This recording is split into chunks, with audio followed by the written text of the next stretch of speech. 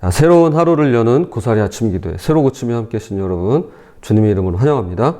라오디게아는 상업과 무역의 중심지로 특히 3가지 주요 산업으로 명성을 떨쳤습니다. 부유한 은행업, 부유했어요. 돈이 많았습니다. 검은 양모로 만든 고급 직물 산업, 그리고 유명한 안약을 생산하는 의약 산업. 그러나 번영하는 이 도시에는 심각한 약점이 있었는데요. 라오디게아는 자체적인 수원이 없었어요. 북쪽에서 6마일 떨어진 9.6km 정도 떨어진 히에라폴리스의 뜨거운 온천에서 물을 끌어와야만 했습니다. 이게 이제 유적으로도 남아 있습니다. 그 수로하고 이렇게. 이 뜨거운 물은 도시로 운반되는 동안 식어버렸고, 그렇죠. 도착했을 때 이미 미지근한 상태가 되었을 뿐만 아니라 함유된 광물 때문에 악취가 나기 시작했다는 것입니다. 이 미지근하고 역한 물은 마시기에 적합하지 않았고 대부분의 사람들이 입에 머금자마자 뱉어내는 물이 되었다는 겁니다. 자, 오늘 3가지로 함께 말씀 나누면서 라오디게아의 책망을 벗어나는, 그러면서 주님이 우리를 초대하시는 삶으로 들어갔으면 좋겠습니다. 자, 첫 번째, 영적인 미지근함입니다. 영적인 미지근함. 14절입니다. 그리스도께서는 라오디게아 교회 자신을 아멘이시요 충성되고 참된 증인이시요 하나님의 창조의 근본이신 이로 소개하십니다. 여기서 아멘은 진실로 확실히 틀림없이란 의미로 절대적인 확실성과 신뢰성을 나타냅니다. 이렇게 자신을 아멘으로 소개하신 이유는 앞으로 이어질 진단이 절대적이며 정확하고 신뢰할 수 있음을 가리키는데요. 라오디게아 교회는 자기 자신에 대한 평가와 내가 나를 평가하는 것과 그리스도께서 하는 평가, 이 사이에서 괴리감이 있었기 때문입니다. 야, 지금부터 내가 하는 이야기는 정확한 거야. 절대적인 거야. 너희들에 대한 명확한 평가이니만큼 너희들 이걸 받아들였으면 좋겠어. 이거는 팩트야. 진실이야. 라고 말씀하시는 겁니다. 자, 주님의 진단은 무엇일까요? 15절입니다. 내가 내 행위를 아노니 내가 차지도 아니하고 뜨겁지도 아니하도다. 내가 차든지 뜨겁든지 하기를 원하노라. 그러니까 본인들은 그렇게 생각하지 않았는데 이게 주님의 평가라는 거예요.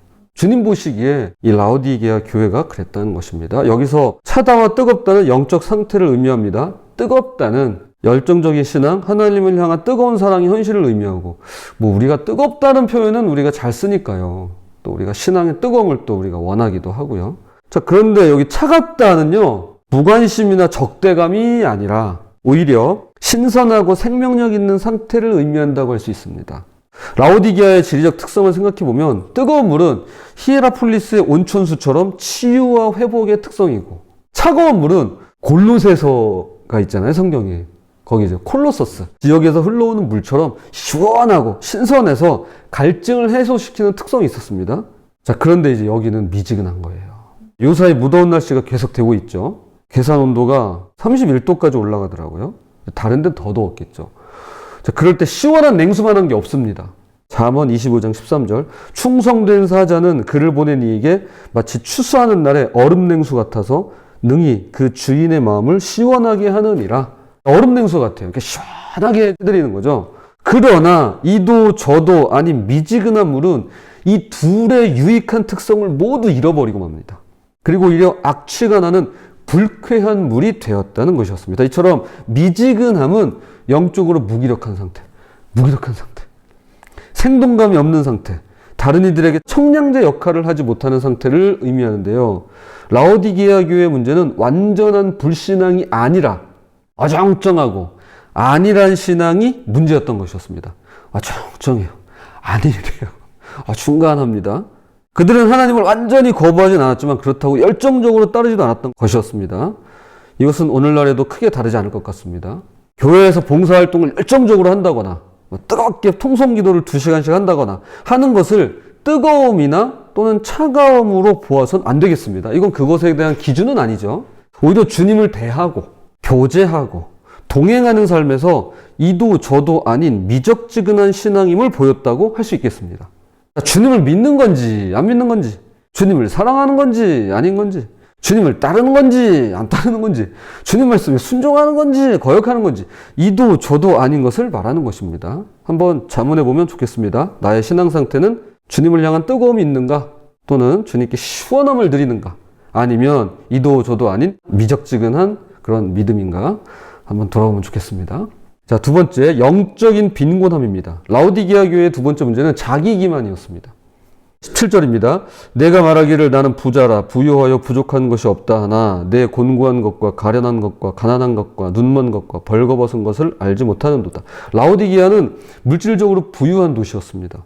기원전 60년경에 대지진이 이 지역을 강타했을 때 로마 제국의 원조를 거절하고 자체 자금으로 도시를 재건할 정도로 부유했습니다. 그리고 그들의 물질적 풍요는 영적인 자만으로 이어졌습니다.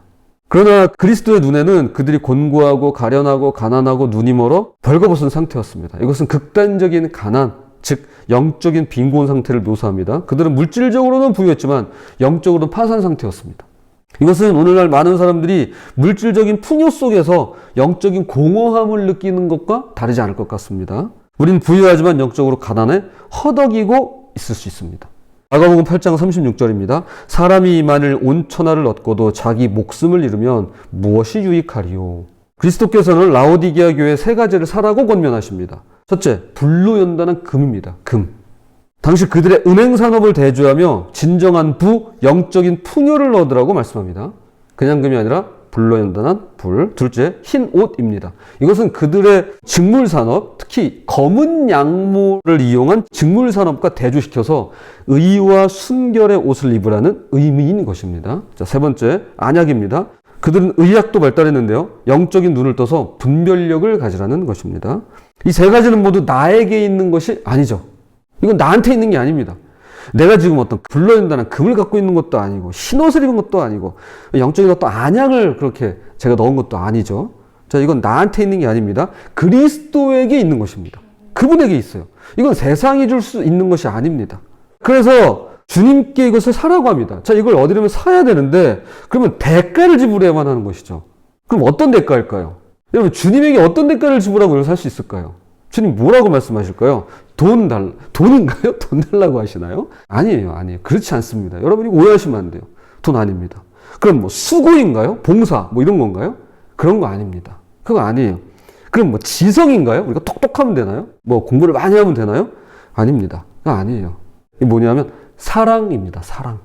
사랑이에요. 주님을 사랑하는 겁니다. 주님을 사랑해야 돼요. 그러니까 돈보다 자기를 기만하는 자아보다 그리고 이 세상 무엇보다 주님을 더 그리고 가장 사랑하는 것입니다. 주님 원하시는 건 이거예요. 사랑. 주님은 우리의 사랑을 원하세요. 그럴 때 은혜로 주시는 것을 알게 됩니다. 아, 내가 드린 건 정말 이거밖에 안 되는데 주님이 정말로 이보다 훨씬 더 큰 걸, 정말 세상과 비교할 수 없는 걸 나에게 주시는구나. 이걸 깨닫게 되는 거예요. 그래서 마지막 셋째로 사랑으로의 초대입니다. 주님 우리를 초대하세요. 사랑으로 초대하십니다. 라오디게아 교회를 향한 그리스도의 메시지는 심각한 책망을 포함하지만 동시에 깊은 사랑과 은혜의 초대를 담고 있습니다. 자, 19절. 물은 내가 사랑하는 자를 책망하여 징계하노니 그러므로 내가 열심을 내라 회개하라. 그리스도의 책망은 증오가 아닌 사랑에서 비롯된 것이었습니다. 히브리서 12장 6절입니다. 주께서 그 사랑하시는 자를 징계하시고 그가 받아들이시는 아들마다 채찍질을 하심이라 하였으니 징계는 사랑하는 아들에게만 주신다고 말씀하세요. 자, 라오디게아 교회는 열심을 내어 회개하라는 권면을 받았습니다. 열심만 있어서도 안 되고 회개만으로도 부족하다는 겁니다. 물론 회개 안에 이게 다 포함되어 있지만 이 둘을 세부적으로 나눠서 우리에게 말씀해주고 있습니다. 이 둘이 함께 해야 되는데요. 회개란 우리의 마음과 생각의 변화를 말해주고요.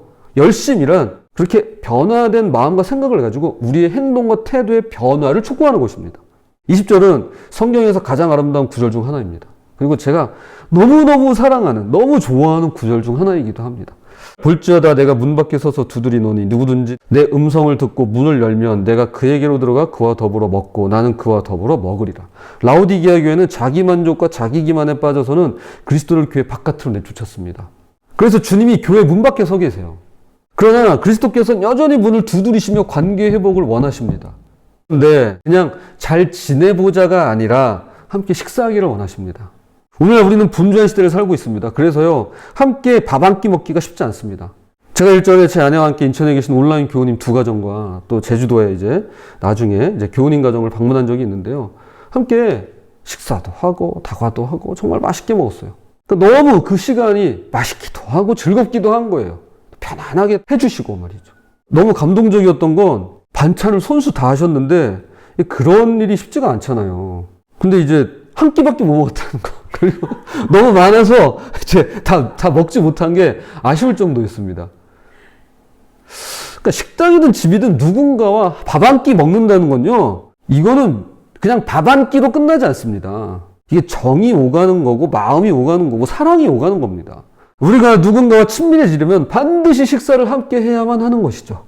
주님이 지금 우리를 그분의 식탁에 초대하고 계신 겁니다. 주님이 우리더러 밥 한 끼 먹자 그러시는 거예요. 그리고 그 초대는 21절의 약속으로 이어집니다. 이기는 그에게는, 여러분 갑자기 밥 한 끼 먹다 말고 이기는 그에게는, 이게 이기는 거예요. 이게 주님과 밥 한 끼 먹는 건요 그냥 밥 한 끼로 끝나지 않아요. 이게 이기는 겁니다. 이게 친밀함이에요. 이기는 그에게는 내가 내 보좌에 함께 앉게 하여 주기를 내가 이기고 아버지 보좌에 함께 앉는 것과 같이 하리라. 이는 단순한 식사 교제를 넘어서 그리스도의 통치에 참여하는 영광스러운 초대인 것입니다. 그리스도께서는 우리를 단순한 종이나 손님이 아닌 동역자로, 계시록 5장 10절의 말씀처럼 그분과 함께 다스리는 자로 초대하십니다. 이것이 구원의 궁극적인 목적입니다. 단순한 죄사함을 넘어서 하나님과의 관계가 회복되고 그분의 영광에 우리가 참여하는 것입니다. 기꺼이, 그리고 자주, 아니 항상 주님과 함께 먹고 마신 우리 모두가 되었으면 좋겠습니다. 자, 이제 말씀의 결론을 맺겠습니다. 라오디게아 교회는 사대 교회와 함께 그리스도로부터 단 한마디의 칭찬도 받지 못했습니다. 그들의 미지근한 영적 상태, 물질적 풍요 속의 영적 빈곤은 그리스도께서 견디실 수가 없는 것이었습니다. 마치 그들의 도시로 흘러들어온 미지근한 물이 악취를 풍기며 사람들의 입에서 이렇게 뱉어지는 것처럼 그들의 영적 상태 역시 그리스도께 불쾌감을 주는 것이었습니다. 우리도 그럴 수 있어요. 아니, 저는 그럴 때가 많다고 봅니다. 그럼에도 불구하고 주님은 지금도 우리 마음의 문 앞에 서서 두드리고 계십니다. 우리의 미지근한 상태, 자기 기만, 영적 빈곤에도 불구하고 여전히 우리를 사랑하십니다. 우리에게 참된 부유함, 순수한 의로움, 영적인 분별력을 주시고자 간절히 원하세요. 우리가 구하기만 하면 차고 넘치도록 주실 분이십니다. 주님은요, 강제로 문을 부수고 들어오지 않으십니다. 문 밖에 서 계신 주님께서 문을 두드리실 때 그 문을 열어 주님을 모셔드리는 것은 우리의 선택입니다. 그런데 우리가 문을 열면 그분은 들어오셔서 우리와 함께 식사하시고 담소도 나누시고 교제하시고 마침내 우리를 자신의 보좌에 앉히실 것입니다.